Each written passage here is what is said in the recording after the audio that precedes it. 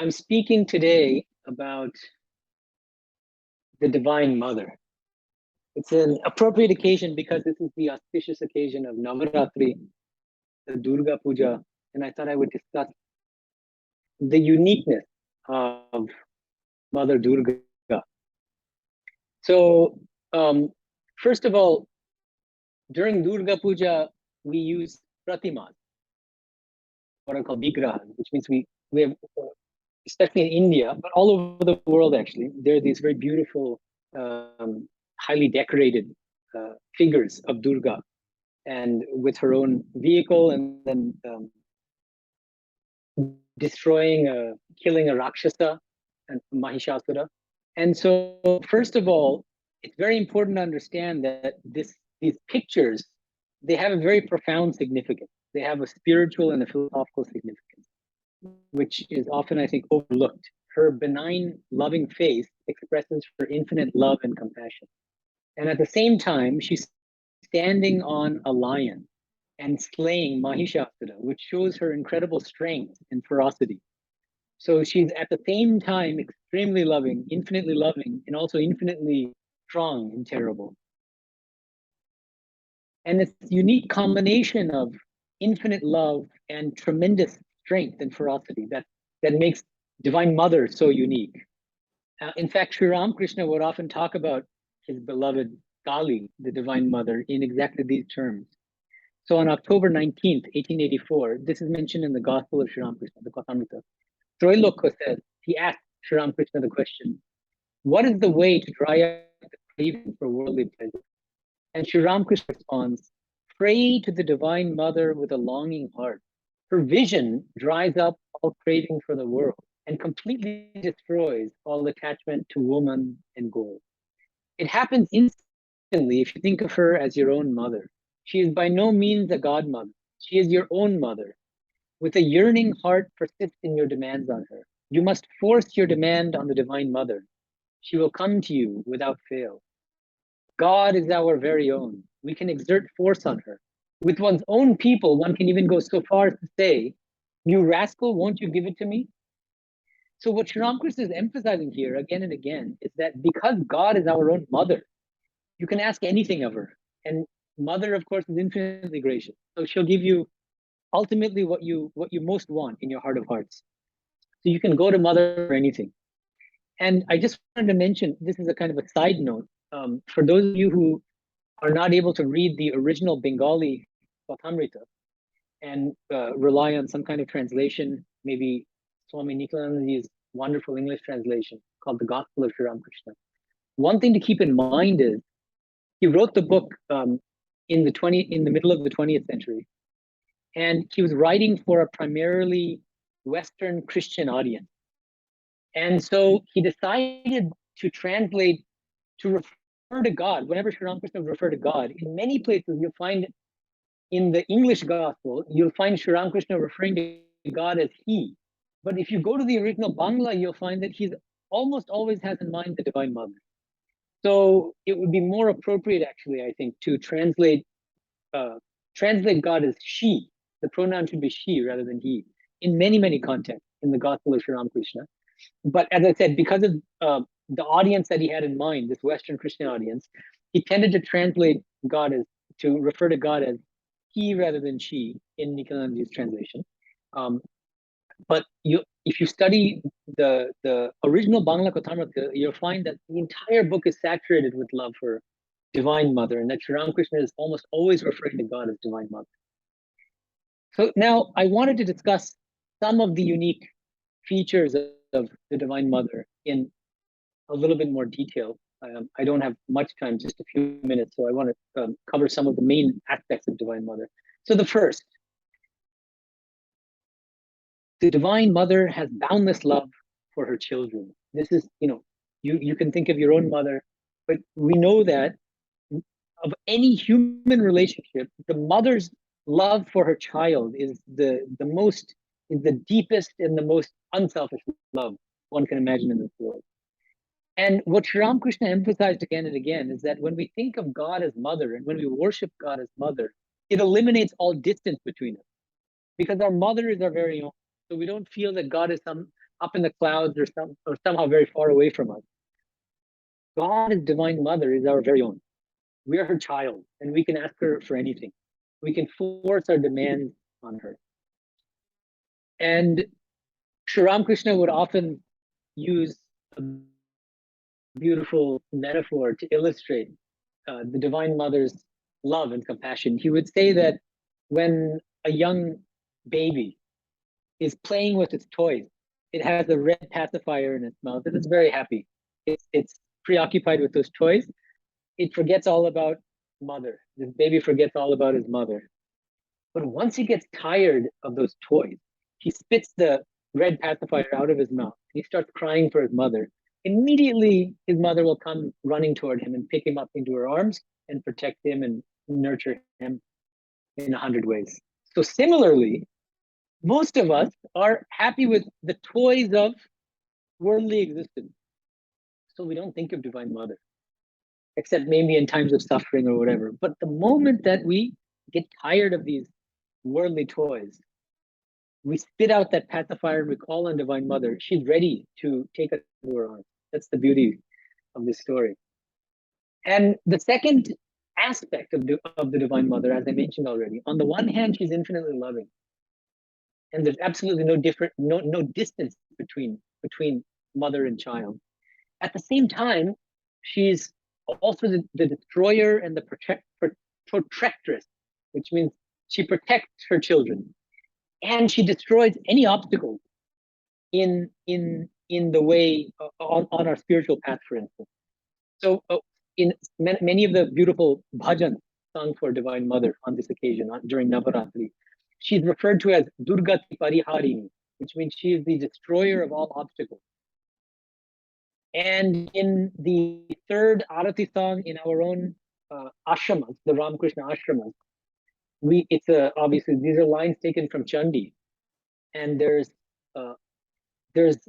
one phrase in Sanskrit which describes her as Sharanagata Dinartha Paritrana Parayani, which means she is ever intent on protecting those poor souls who are able to take refuge at her lotus feet. Those people who in deep suffering or feeling completely helpless otherwise. She protects them. She makes it a point to protect these people in particular. And Swami Vivekananda also captures this aspect of the Divine Mother when he says the following. Swami Vivekananda would say this in a number of lectures in the West. He said, think of a young mother in the street. If a dog barks at her, she flees into the nearest house. The next day, she is in the street with her child. And suppose a lion rushes upon the child, where will be her position? Just at the mouth of the lion, protecting her child. And Swami Vivekananda also, he confesses to one of his very close friends, Mary Hale, an American friend of his, Mary Hale. In 1900 letter, he says, Kali worship is my special fad. If there is any curious method which applies entirely to me, I keep it a secret, and there it ends. I must not explain to you what Kali worship is, as I never taught it to anybody. So we see here, we often think of Swami Vivekananda as the champion of Advaita Vedanta, and he's always teaching Vedanta. But in his heart of hearts, he was a bhakta. This is something he had told Nivedita toward the end of his life. He said that outwardly, Sri Ramakrishna seemed to be a bhakta, but in the inside, he was a jnani. And he then referred to his own case. He said, I'm the exact opposite. On the outside, I appear to be a jnani, but in my heart of hearts, I'm actually a bhakta.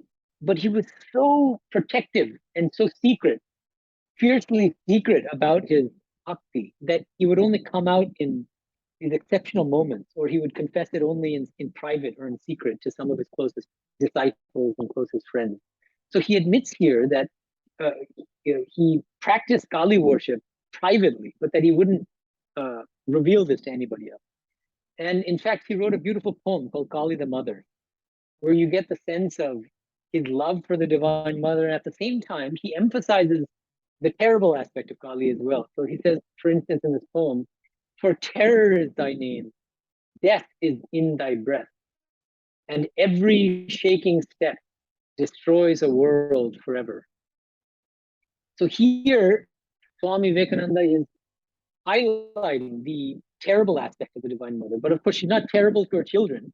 She's terrible to those who threaten her children. This is the thing we have to keep in mind. So remember again, Durga is slaying the Rakshasa Mahishasura. And Mahishasura here represents our lower propensity, our egoistic, selfish tendencies, which bring us away from God. And by destroying those egoistic tendencies, those selfish tendencies, she brings us closer to her. This is the idea. Now, another important aspect of worshiping Divine Mother is in terms of sadhana. What is the sadhana that we should practice? The main practice is, it sounds simple, but it's not as simple as it sounds. The main practice is surrender, sharanagati. Let Mother take care of everything. Let her look after you. You don't need to worry about anything. This is the bhava that Sri Ramakrishna himself had toward the Divine Mother. He says in one place, this is from the Gospel, he says, do you know my attitude? As for myself, I eat, drink, and live happily. The rest the Divine Mother knows. My attitude toward God is that of a child toward its mother. And in many places, he distinguishes two paradigms of spiritual practice. One is based on surrender, and the other is based more on self-effort. And he says the following. He says, it is necessary to pray to her, to the Divine Mother, with a longing heart. The kitten knows only how to call its mother, crying mew, mew. It remains satisfied wherever its mother puts it. And the mother cat puts the kitten sometimes in the kitchen, sometimes on the floor, and sometimes on the bed. When it suffers, it cries only mew, mew. That's all it knows. But as soon as the mother hears this cry, wherever she may be, she comes to the kitten. Sri Ramakrishna would contrast this paradigm of the baby kitten just calling on her mother, and the mother will take it into its mouth and then place it wherever it wants.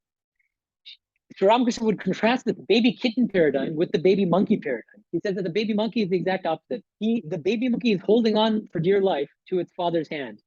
But at any moment, if that baby monkey just loosens its grip a little bit, if it gets tired and loosens its grip on the father monkey's hand, he's going to be shattered.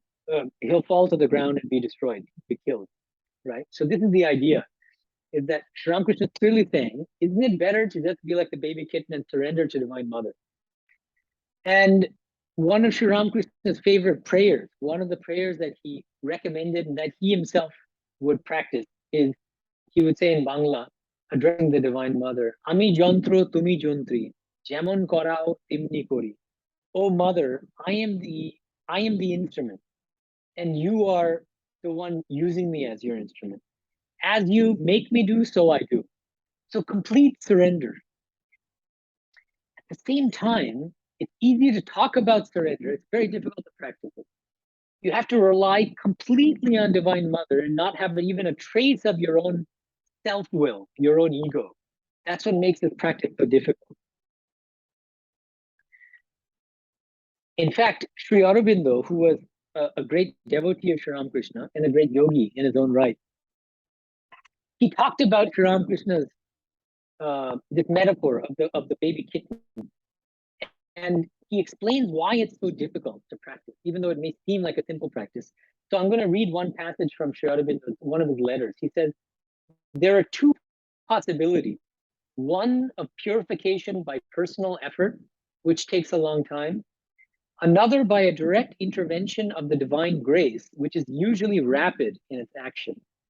For the latter, there must be a complete surrender and self-giving.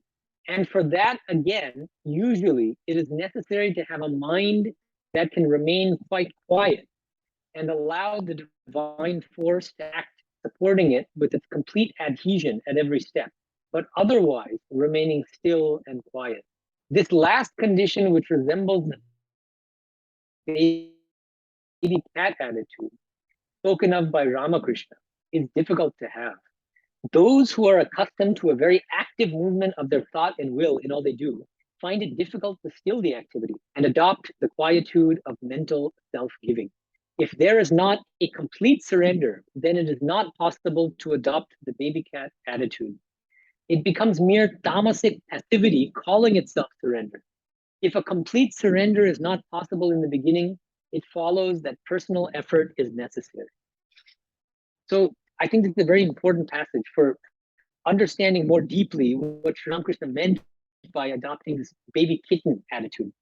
We might think it's very easy, but it's not easy at all. As Sri Aurobindo emphasized, he said, completely surrendering to the Divine Mother is the goal of our sadhana, actually. We can't do that from the beginning, except in very, very few exceptional cases. And what he says is, there's another danger. If we start trying to practice complete surrender too early, what happens is we might mistake what he calls tamasic passivity with complete surrender. And tamasic passivity is just a kind of laziness. It's not wanting to do anything for yourself. So what we want is what might be called active surrender. The idea is that you constantly have to test yourself. You have to ask yourself in every situation, are you acting out of self-will or are you depending on Divine Mother?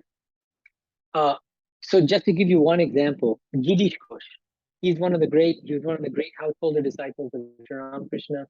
And we all know, of course, that Girish Ghosh, one day he told Sri Ramakrishna to bless him. And Sri Ramakrishna said, okay, so just take the Lord's name in the morning and in the evening. That'll be enough for you. And then Girish said, look, I have a very kind of erratic schedule and I'm not self-disciplined. I can't promise that I'll be able to take the Lord's name in the morning, in the evening.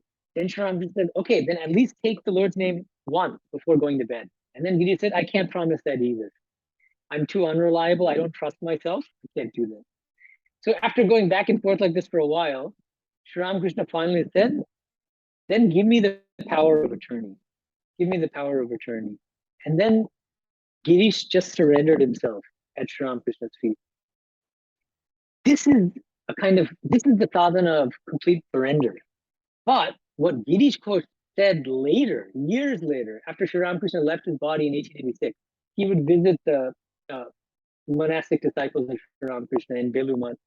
And he said later in his life that, I thought that when I surrendered to Sri Ramakrishna, I would have nothing more to do. But in fact, what I found is that it was a lifelong struggle to achieve complete surrender. It didn't happen overnight. And he gave the example, he said, now I feel that even when I raise my arm, it's not me that's raising the arm, it's Thakur, it's Sri Ramakrishna who's raising my arm for me. And it took tremendous self-effort on his part to arrive at that state, that spiritual state. And I wanted to mention, on a slightly jocular note, that many monks in our order, we say in Bangla, almost as a kind of just a cliche, we say Maricha, it's mother's will, whatever happens will happen. But what these monks say is, we might say Maricha, but in our heart of hearts, we're thinking Amaricha. So Maricha in Bangla means mother's will, and Amar means my. Amaricha means my will. So many times we say verbally Maricha, we say mother's will, but in fact, what we're thinking is, and what we're really feeling is that it's, I want to do this. And we pass it off as mother's will, but in fact, it's our own will. So we have to be very careful about self-deception too. Let's not underestimate the difficulty of complete surrender. And we should be careful about not making the mistake of thinking that we've achieved complete surrender to God too early, when in fact we haven't. And Sri Ramakrishna would often say, and this is also the thrust of what Sri Aurobindo was saying, is that to achieve the state of complete surrender, we have to exert ourselves. We have to engage in self-effort. And Sri Ramakrishna would use a few analogies to explain this. The first is a very beautiful analogy of a bird sitting on the mast of a ship. And suddenly this bird has the desire to fly very far in one direction. So it starts going very, very far for miles in the northern direction, until finally it gets tired and it flies back to the mast of the ship. And it sits back on the ship. After some time, it gets restless again. It says, "Oh, I want to go again." So it flies to the east for a few miles. It finally gets tired and bored, and then it comes back to the mast of the ship. Does the same thing in all four directions, northeast, southwest.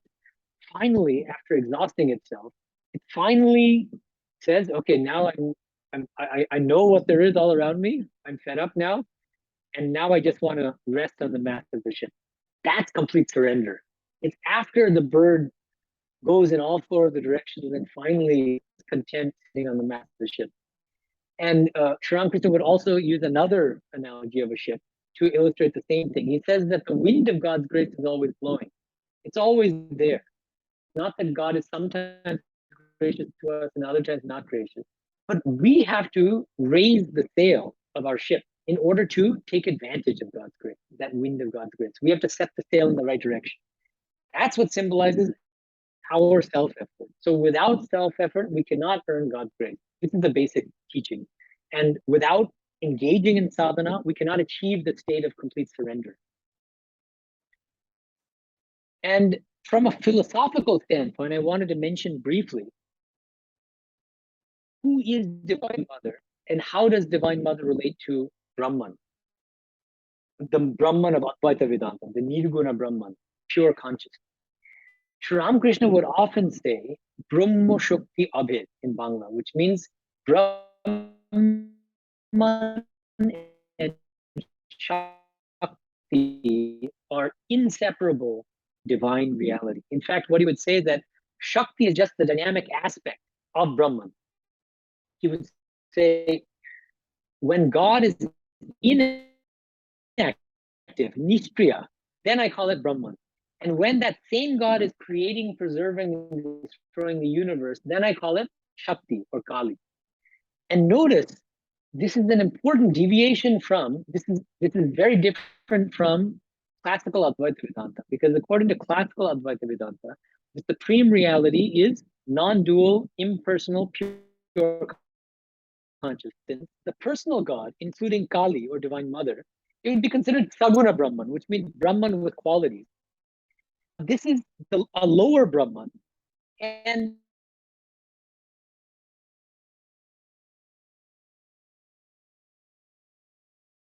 knowledge and realize Nirguna Brahman, because they're not sufficiently pure in mind and they don't have sufficiently concentrated mind. So Sri Ramakrishna says this is not true. Kali is 100% real. She's the lower reality. Kali herself, Divine Mother herself, Durga Kali, is both Nirguna Brahman and Saguna Brahman. Both Nirguna and Saguna. In many of Ram Prasad's beautiful songs, his bhajans for Kali, he would often say this, that, "Oh Mother, you are both Nirguna and Saguna." And another thing that Sri Ramakrishna says is, even through the path of bhakti, the bhakta can attain Brahma Jnana. The bhakta can attain the highest knowledge of non-dual Brahman through the path of bhakti, because Kali herself, through her grace, she can just give Brahma Jnana to her devotees. This is the beauty of Divine Mother.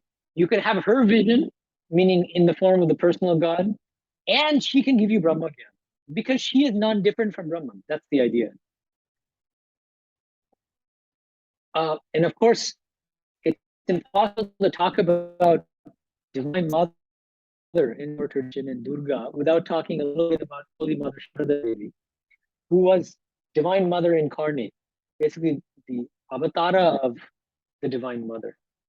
And you'll find in her own life that she combined boundless love with infinite strength and power. So in terms of her loving side, Medhanandaji, one of the great monastic disciples of Sri Ramakrishna, he composed a very beautiful stotra, which everybody knows in our tradition, Prakriti Paramam. And there's a verse there which captures this infinite love of Holy Mother Sharada Devi. So this is the verse I was thinking of. Snehena Badnati Manosmadiyam Doshan Asheshan Saguni Karoshi Ahetuna no Dayase Sadoshan Swanke Grihitva Yadidam Vichitram. So the translation would be, binding our mind to you with the bonds of your love, you transform our worst qualities into virtues. Your compassion is so boundless that you don't even consider whether we are worthy of it. You take even unworthy ones into your own lap, O Mother. So notice the second line, doshan asheshan saguni karoshi. You take even our worst qualities and transform them into virtues. One way of interpreting this line could be that we're not capable of doing anything with our own strength. In our complete helplessness, this is generally considered a weakness, right? Sri Ramakrishna in one of his prayers would say, "Ami bhaktihin, ami gyanhin, ami shadonhin, ami bhajanhin," which means I'm completely, oh mother, I'm completely devoid of bhakti. I'm completely devoid of jnana. I'm completely devoid of sadhana. I'm devoid of bhajan, of any kind of spirit of worship. Therefore, I surrender at your lotus feet. So the beauty of Divine Mother, and Sharada Devi in particular, is that she takes our weaknesses, the very fact that we can't do anything on our own, that we're completely helpless, and she converts it into a strength. Because that very helplessness helps us to surrender at her feet. Because remember, ultimately, the highest sadhana is to simply surrender at the lotus feet of Divine Mother. And Holy Mother would often tell her devotees, she would say, this is one of her famous statements in Bangla, Janbe kyo na thak, tomar ekjon ma ache, ami ma thakte bhoy ki. Always remember that even if you have no one else in the world, I, your mother, will never abandon you. This is something she said again and again. She had this infinite love for her children. At the same time, she had a tremendously fierce side, which would come out when necessary. And there's a really striking incident, which even some devotees are not aware of. This happened around 1889 or 1890. She was staying in Kamapukur. This is a few years after Sri Ramakrishna left his body. And one of Sri Ramakrishna's devotees, named Harish, he was living nearby in Kamapukur. And he would sometimes visit the monks in Varanagad, this monastery, where Swami Vivekananda and the other monastic disciples were staying. And Harish's wife became worried that he might become a monk himself. So she started secretly doctoring his drink with some kind of drug and some other weird thing, which was affecting his mind. And eventually he went crazy. He went mad as a result of taking those drugs by accident, which his wife put in his drink. So he started going crazy. And one day he sees Holy Mother and he starts chasing her. And she's completely frightened. In the beginning, at first she was frightened. And so she's running away from him and he's running after her. And then finally, after running around her house several times, or not her house, but the granary, near her house. After running around 7 times, this is what she says. After going around it 7 times, I stopped. I assumed my real form, by which she means the Divine Mother Bagala, the fierce form of Durga, laid him on the ground, placed my knees on his chest, and slapped him hard. He began to gasp for breath. My fingers became red. So you see, here she's admitting that she herself is Divine Mother and that her real form is the form of Bagala, the fierce form of Durga. So she can also be terrible when necessary and fierce when she's threatened or when her children are threatened. And we should also keep in mind that, in our tradition, it's a very special tradition because we have the holy trio. We have Sri Ramakrishna, we have Holy Mother Sharada Devi, and we have Swami Vivekananda. But we must always remember that Sri Ramakrishna himself was the Divine Mother. Not that he's different from the Divine Mother. He was a great bhakta of Kali, but he himself was Kali. And this is attested to by none other than Holy Mother, because at the very moment that he left his body, she spontaneously started weeping and saying the following in Bangla. She said, Ma Kali go, ki doshe amai chede gele go. Ma Kali go, ki doshe amai chede gele go. She's referring to Sri Ramakrishna and saying, Oh, Mother Kali, what did I do that you have now left me? And she was weeping terribly. So she always thought of Sri Ramakrishna, her own husband, as Mother Kali herself. And Swami Vivekananda felt exactly the same way as Holy Mother. In one place, he says, he said this to Nivedita at one point, Sister Nivedita. Swami Vivekananda says, yes, I think there's no doubt that Kali worked up the body of Ramakrishna for her own ends. Which means Swami Vivekananda looked upon Sri Ramakrishna, his own guru, as the incarnation of Kali, actually. So this is also important to keep in mind. Sri Ramakrishna was Divine Mother, so was Sharada Devi. And I also wanted to mention that, we see this, the motherly side of Sri Ramakrishna in many, many incidents, but I just wanted to mention one. He had a householder disciple named Kalipada Ghosh who was into bad ways. So he was an alcoholic and he did all sorts of unethical things at the time. And he took Sri Ramakrishna on a boat ride to Kolkata. And in the middle of this boat ride, he suddenly stopped the boat and he just held on to Sri Ramakrishna's feet. And he said, "You must bless me, oh Thakur." And Sri Ramakrishna, at first he said, yes, yes, yes, just take the Lord's name and you will achieve liberation. But Kalipada Ghosh, he would not relent. And he says, no, no, no, no, I can't. I'm a sinner. You must save me. And then Sri Ramakrishna blessed him and wrote a mantra on his tongue. And then he said, I'll just read the exact words here. So first of all, this is what Kalipada said to Sri Ramakrishna. This is in the middle of this boat ride. He says to Sri Ramakrishna, "Sir, I am a wicked man and a drunkard. My activities leave no time to chant the Lord's name. Kindly save this ruffian who is undisciplined and unrighteous." Going into ecstasy, the master, Sri Ramakrishna, asked Kalipada to stretch out his tongue and then wrote something on it with his finger. Then Sri Ramakrishna says, "Henceforth, this tongue will chant the name of the Lord by itself." And after this incident, Kalipada was completely transformed. And he felt as if he was just intoxicated with God consciousness. So you see the graciousness of God. It's not that that all of Sri Ramakrishna's disciples were hardcore sadhakas and that they were always very pure, like, the future monastic disciples. Even great sinners like Kalipada Ghosh, like Girish Ghosh, Sri Ramakrishna was gracious toward everybody who surrendered to him. So on this note, let us pray to the Divine Mother in the form of both Sri Ramakrishna and Holy Mother Sharada Devi, that we grow day by day in bhakti and prema and learn to surrender at their lotus feet. Om Shanti Shanti Shanti Hari Om Tat Sat Shri Ramakrishna Arnamastu.